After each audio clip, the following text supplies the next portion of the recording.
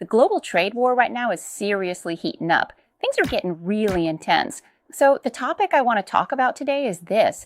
Just recently, NATO has been considering hey, should we just seize China's assets? Thank you so much to everyone who follows the Sai Money Monster channel. Thanks for every single subscribe, like, share, and comment.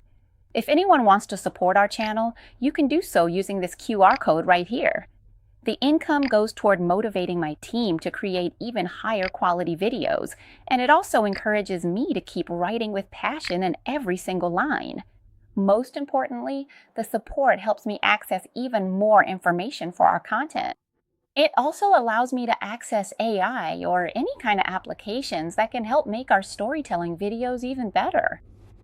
The quality is really good. Let's keep going. The current trade war is seriously intense. It's like they're provoking each other to the max. It's like, wow, they're really pushing each other's buttons. Basically, if I could shoot you dead, I would do it without even caring if I died in the process. Because, the Western countries, they've already officially launched the first financial nuclear bomb. That is, they've seized $300 billion of Russia's money. They've already taken it, and they're not stopping there. They're getting ready to drop the second financial nuclear bomb by considering whether they should seize Chinese assets in Europe. If this actually happens, that would be the second financial nuclear bomb, and I think it would be much bigger than the first one. The reason NATO is discussing the need to seize assets isn't just because China produces goods too cheaply, causing overcapacity and wrecking our markets. It's not just that. The real reason is that China is trading with Russia, and Russia's economy has been able to recover thanks to selling oil to China, right? NATO interprets this as China buying from Russia is essentially China financially supporting the Russian military to attack Ukraine, and Russia's NATO's direct enemy. There's another point too, which really stings for Europe.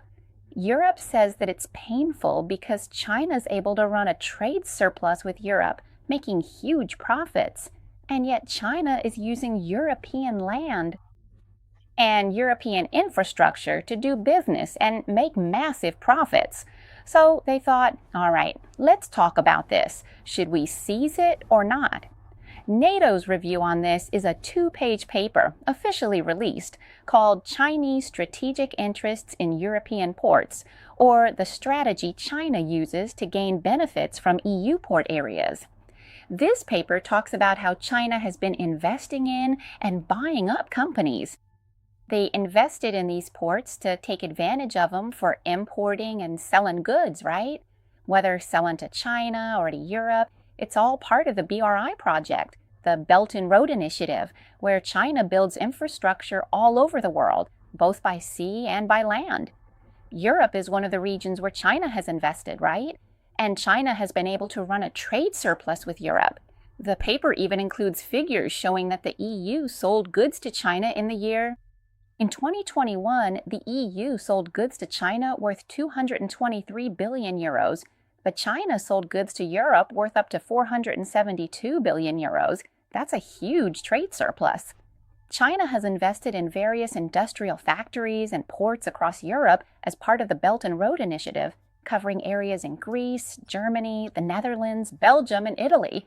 That means China is making huge profits from using public infrastructure, especially ports, which are a crucial part of Europe. The EU has said, hey, this isn't right. There's also another statement that says since 2019, the EU has declared China a trade competitor, especially because China is trying to become a leader in technology. And another reason why China is seen as an adversary is that China is a country that supports the emergence of alternative governments or alternative systems of governance in the world. Personally, I think that investing money abroad is extremely risky, riskier than just losing money or going bankrupt, because your assets can actually be seized. Yeah, this really shows that local authorities exist everywhere. Okay, that's just a thought. Right now, NATO is only considering whether or not to seize Chinese assets in Europe. The channel is called Money Monster. So, should we analyze together what might happen if they actually decide to do it? Let's start with the parties involved. There are two sides, China and Europe. Let's lay out the map of Europe first.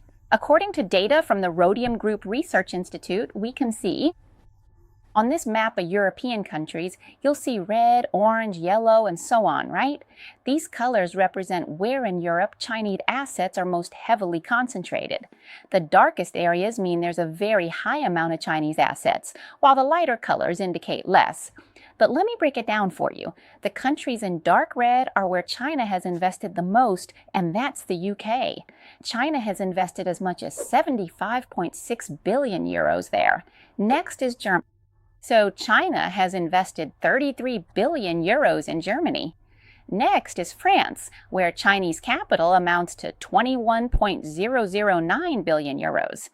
If you add up all the other countries in the region across the whole of Europe, the total value of Chinese investments and assets comes to 237.5 billion euros. If NATO were to seize, basically, if they sweep up everything on this map, it means China would lose everything. And if NATO actually does this, I guarantee that China won't just lose its investments in Europe, they'll also lose their good diplomatic relations. Even though Europe is one of China's top spenders, if China gets taken over like this, honestly, do you think China wouldn't be mad? Of course they'd be furious. There would definitely be a major fallout. So the first thing, if you look at it from Europe's perspective, Europe has to accept that. First, the good relations it once had with China will be gone. Second, the Chinese investments that used to fund various projects in Europe will probably disappear too. Third, the cheap raw materials from China, which have played a key role in keeping inflation in Europe from skyrocketing, will also be gone. Fourth, rare earth elements are unlikely to be available anymore. And if Western countries say from now on, I'm going to be self-sufficient, I'll just trade within their own countries without relying on China and think they can survive just by sticking with the EU and America, staying within the Western world, and that cutting China off won't be a problem, there's still another issue. What about NATO's assets in China? Aren't they worried about those being seized in return? I'm telling you, this is a really hot topic. Suppose NATO actually decides to seize Chinese assets in Europe. Shouldn't we take another look at the map and see where Western countries' assets are in China? So, what does China have in its own country? There are as much as $3.4 trillion worth of foreign assets in China. Now, that doesn't mean all of this belongs to Western countries or NATO, but let me break it down for you. According to data from the European Chamber of Commerce in China, out of that amount, there are more than 1,700 European companies, and actually even more than that. And if you want to know, how about American assets? Big factories and things like that? How many of those are there in China? Well, there are quite a lot, actually. Apple, Nike, Boeing, Coca-Cola, General Motors, KFC, and Starbucks, they all have a huge presence in China. You could say it's a pretty epic showdown between Western assets in China and Chinese assets in Europe. And don't forget, there are also Chinese assets outside the country that could potentially be seized, which are held by foreign investors as well. Stocks, mutual funds, bonds, and all Chinese government assets together add up to about $5.8 trillion. The West can seize them, and China can seize assets too. But what's different between the West seizing assets and China doing it? You know, when the West wants to seize something, they have to negotiate and reach agreements regionally, like within NATO, right? There's the US and the EU, and the EU is made up of a lot of countries, so reaching an agreement takes time. And there are some countries in the EU that rely very heavily on Chinese capital, like Hungary, for example. So getting them to agree isn't easy. But China is just one country, right? It's a country controlled solely by Xi Jinping's government. So if the government says to seize assets, they'll do it. No lengthy deliberation. What's more important is that China actually passed a law about seizing foreign assets back in 2012. Do you remember that? In 2018, former President Donald Trump once declared a trade war with China, which was a huge deal. Then, when China started to recover from the trade war in 2021, they passed a law to counter, or you could say retaliate, against any policies the US might impose on China. Basically, it's a law that gives the Chinese government the authority to seize foreign assets, no matter if those assets are movable or immovable, and it also gives them the power to block both domestic and international financial transactions. Plus, they can even consider demanding additional compensation.